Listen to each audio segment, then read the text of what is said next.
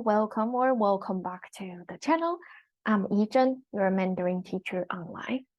This is our LLT series again. So, hello, study buddy. In our LLT series, it stands for Let's Learn Together or Learn a Language for Travel. Originally, when I started this series, it's because I was trying to learn Hindi for my plan of going on a trip at the end of 2023. Although life happens, things changes, I don't think I will be able to do it at the end of 2023, but it's still a fun series to make because through this process, I am able to think about from as a tourist perspective, what thing I would want to learn when I don't have a lot of time to learn a specific target language before my travel. Like, I am not learning this because I want to go there to study or do business and so on. It's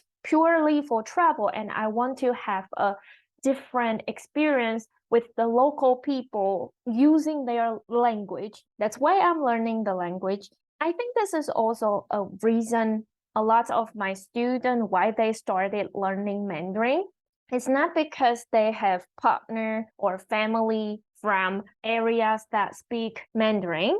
It's not because they are going there to study, not because their work require them to. It's just because maybe they plan on going on a trip to those areas for a period of time, and they don't really have a lot of time to dedicate to it before their travel. So this series made me start thinking and start planning out what is important, essential, and how to narrow it down for people who don't have a lot of time to prepare for their travel, but still want to learn the target language. So I would still like to keep making this one until to a specific point of time I feel like, yeah, if this is the amount of knowledge I have before I set off for my travel, I would feel comfortable enough. Of course, it's not gonna bring me to an expert in Hindi or other target language, but at least it will make me feel like, yeah, I already get something in my pocket that I would be able to communicate with the local people with their language. Okay, so if you haven't checked out LLT number 1 to number 8, I will list them all out in the description box below. And let's jump right into today's part. We're talking about please say more slowly.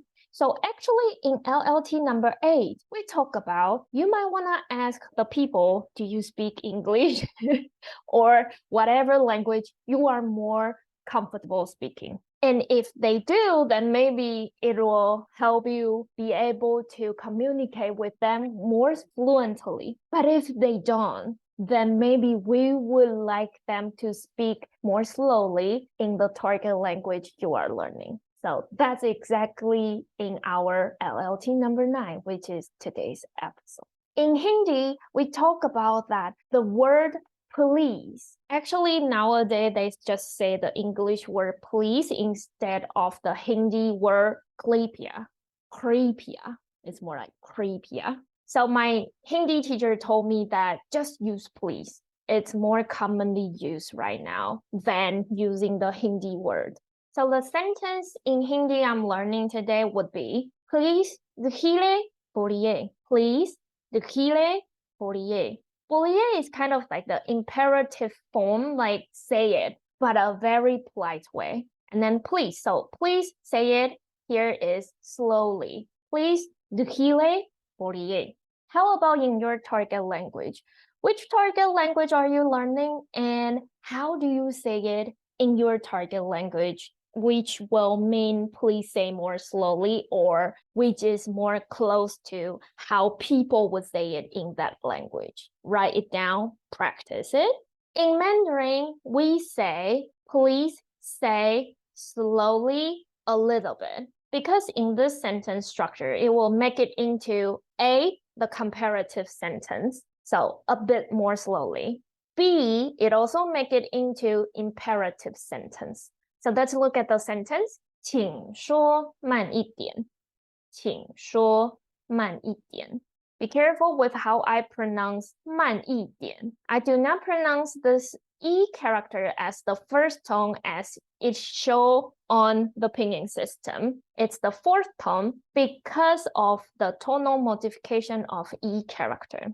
Diǎn is third tone. Your E character should be pronounced as fourth tone in this case. I will put the video link about E tonal modification rule up here. You can go check it out there. I explained it more detailed and clearly in that video. So, 请说慢一点, literally, 请, please, and then plus your requirement.